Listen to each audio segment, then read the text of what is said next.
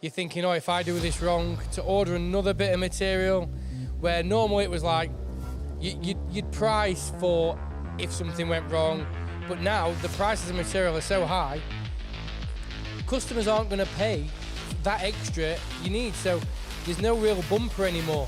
So everything you're doing on a machine has got to be right. Hello and welcome to another MTD podcast. This one, of course, is being filmed. We're bringing this to you from the Engineering Technology Group at their headquarters in Wellesbourne.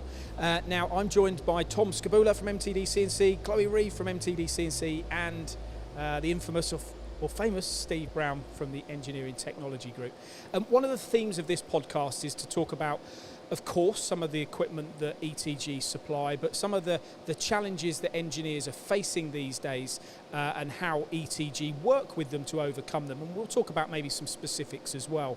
The fact we've got Tom and Chloe here, obviously Chloe, bit of history with ETG. Is it like coming home? Is it like what the Lionesses did at the weekend? Home. Yeah, it is.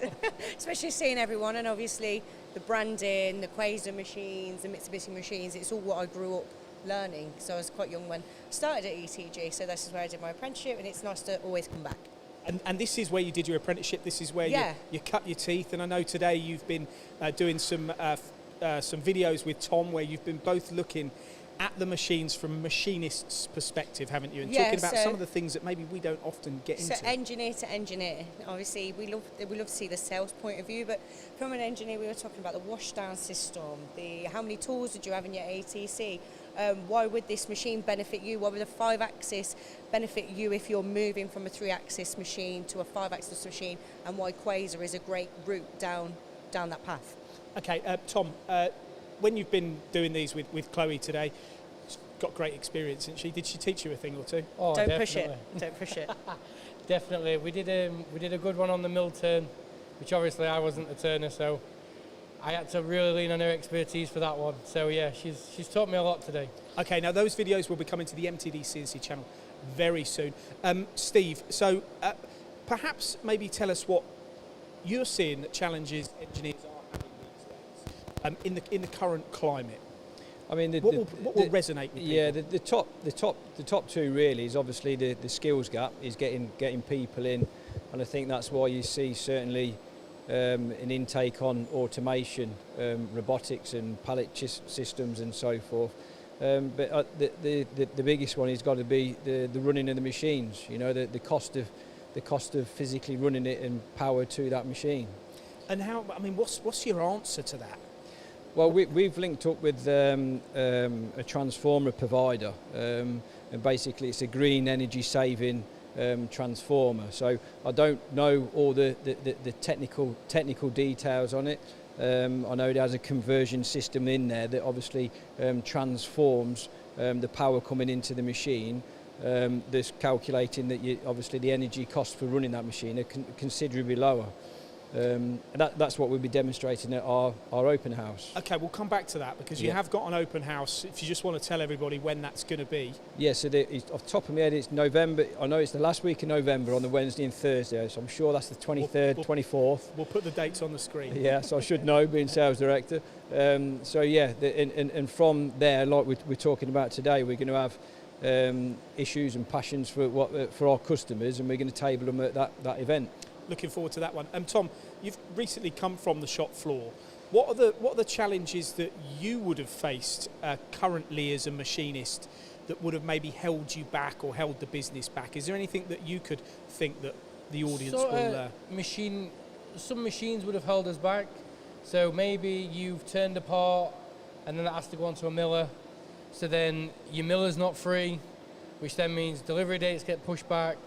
So just simple problems that can really affect delivery times. I mean, what about a big one, things like materials? Did you ever have that recently? Because we, like, obviously material prices have gone up, but also the availability for material, which means your stress is going up as a machinist because you're thinking, oh, if I do this wrong, to order another bit of material, where normally it was like, you'd price for if something went wrong, but now the prices of material are so high, customers aren't going to pay that extra you need. So there's no real bumper anymore. So everything you're doing on a machine has got to be right. So, but then your machining times are longer because you're spending a lot longer doing a part. What, you're being more conscious as to not making a mistake? Yeah, and you're double checking, triple checking. Is there not any way you could have brought automation into that process, or is there newer ways and newer things you could use to make sure that you can still keep the productivity up, but maybe not have some of those concerns to slow the process down? Well, yeah, exactly. And me and Chloe have spoke a lot about that today, because 99.9% of the time it's human error. A machine is usually not to blame. Your machine's not to blame because your machine's only doing what you're telling it to do. So if you've, like we used to say, is that what your wife does to you? So you're not to blame. Exactly. That's what we tell our customers. Well. Right. Okay. Yeah. Sorry. Carry exactly, on. I'm never to blame. But we used to call it, and you do it by accident, but we used to call it fat fingering, where if you click on a button but you hit two keys at the same time, or you're trying to program something and someone's shouting you and you get halfway through a program, you're going to do something else, you come back, you don't know where you're going, where a machine's going to do exactly what you've told it. So if you've got automation and you've got a robot, it's going to pick it up from the right place, put it down in the right place. So I think automation is really a key subject to keep productivity and to keep your spindles turning. And to potentially minimise some of those risks that you talk about. Exactly, yeah. Because robots don't have fat fingers, right? Exactly. You hope not. Chloe, it's been a while since you've been out training engineers, but obviously you're now seeing it from a different perspective when you talk to engineers at their machine shops. What do you think things like Tom's talking about with automation and new methods of manufacture that what are the challenges that you've seen and you think people are looking to overcome? A lot of people think that automation are trying to take people's jobs and going along down that line.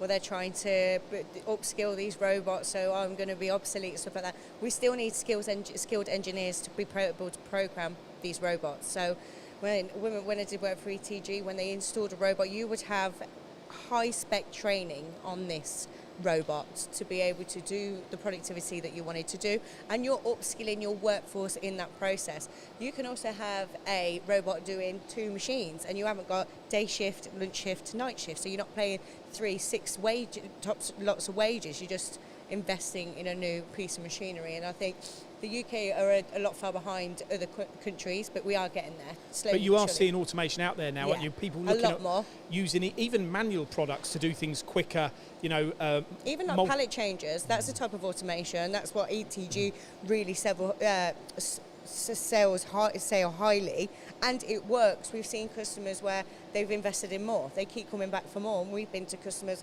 how did this benefit how did this benefit your company? Well, it's made the downtime not much longer because we're setting up 30 parts before we go to bed at night. Then you come back in, they're done. You're not going to be able to get that if you don't have this automation in place. Yeah, absolutely. And you've got fat fingers, but when it comes to energy and stuff... You're talking to me? When it comes to energy consumption and these aspects, are you finding as sales director that people are now shying away from investment because they're worried about what's going to happen in the next few months? Or are they looking at it differently and maybe investing in technologies that will overcome some of these obstacles? And if so, what are they? 4 questions at once. Yeah, I can't remember them all. But in terms of, we're seeing more higher end sales go through. So your argument, if you could look at the full year, I'd anticipate our order intake will certainly be up on previous years, particularly for Nakamura, up what it's been for the last 5 years. But that's purely down to the product itself. So not necessarily the number of machines that we're putting out there, but more of the high technology. If you look at it as a ratio between 3 years ago, the type of inquiries that we had, you could say 25% were automated, 75% was a standard machine. Now it's completely turned on its head. I don't think we have a single inquiry that it hasn't got some form of automation, whether that be, like Chloe said, a Mardico pallet system loading into it manually, all the way up to 3-4 machines being fully automated. And you mentioned to me earlier about the Nakamura sales this year, and it might be a good thing to tell the audience, because it's certainly good for UK manufacturing, how the success you've had this year. Yeah, it's not a case of showing off on the sales of Nakamura, but it's just a pride thing to show that the industry is investing. Currently, as we sit here now, our order intake is year-to-date figure is exceeded what we did in our best year 7 years ago. And obviously we're only just past halfway through the year. So for Nakamura as a product this year, we've seen some serious investments come through, and that's where I refer to the order value is that the type of machines that we're seeing, and we're having to stock now. So obviously, yes, our order intake's gone up. But Mr. Dawes' pockets have had to get a bit deeper because we're having to outlay more. Yeah, we're having to outlay more on higher technology. Well, when you saw this machine today, Tom, because it's the first time you've been to ETG, isn't it? When you saw the Nakamura and it's the MX100, that's some bit of kit, isn't it? I mean, you didn't have any machines like that in the machine shop you were working with, but you would probably have liked one. Oh, definitely. It's great to have the driven tooling at the top, but also it's the first time I've ever seen one with the static tooling as well.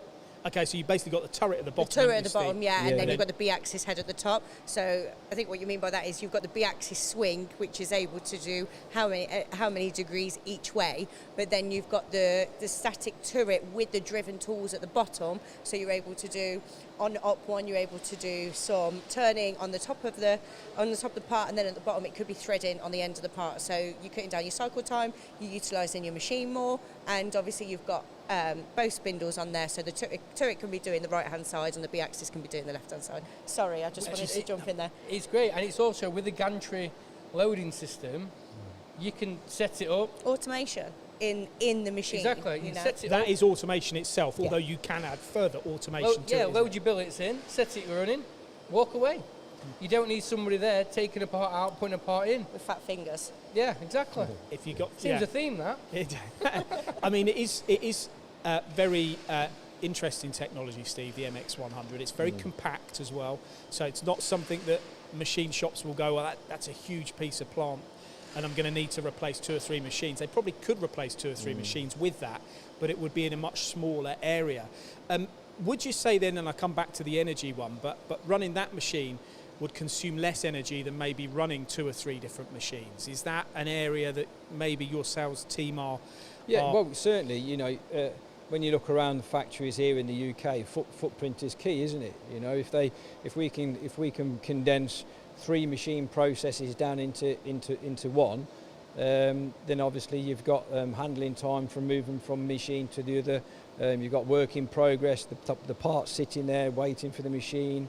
So yeah, that is a common theme of a single part going through one machine and fully optimising it. Okay, now we have been here today for these guys obviously to review some kit, talk about some of the stock machines that you're bringing through, also to talk about the open house, and let's touch on that now. And no, we're going to put the exact dates on the screen, but it's the end of November. There's going to be lots happening, isn't there? What can you tell us so far? Well, we'll have basically obviously all the products that we represent. So we'll have a theme of, again, it's all high end, whether it be horizontal, turn mill, multitasking, 5-axis, standard VMCs with kit from our suppliers. And I think what we're going to be doing is reaching out to all of our customers, is asking them the day-to-day challenges they face in a business, because I think that's the most important thing. We can sit here and I can promote our machines, Nakamura being the best turn mill, obviously, but it's very interesting to hear what their challenges are on a day-to-day basis.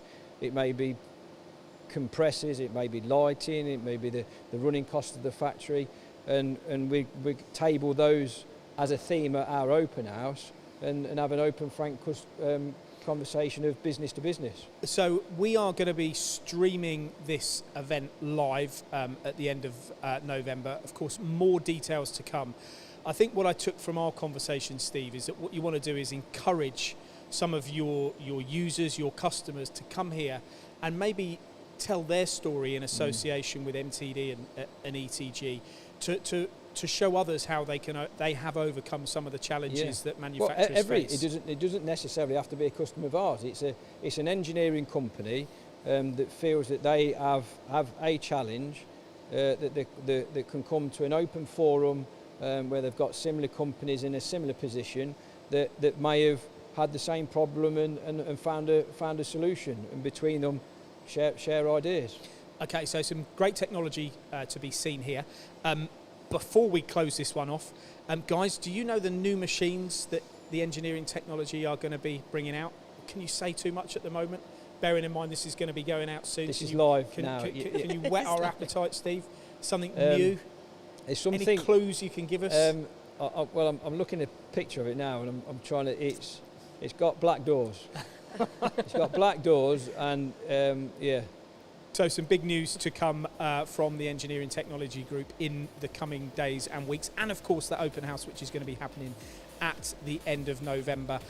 Some machine reviews coming to the channel that both Chloe and Tom have done today. So pretty exciting times for you, Steve. Thanks for accommodating us today. And, thank you for coming. Good luck with your fat fingers. Thanks, guys. Cheers, mate. Bye. Thanks for listening to the MTD Podcast. If you found value in this episode, please subscribe and leave a rating and review. Find more episodes on mtdcnc.com.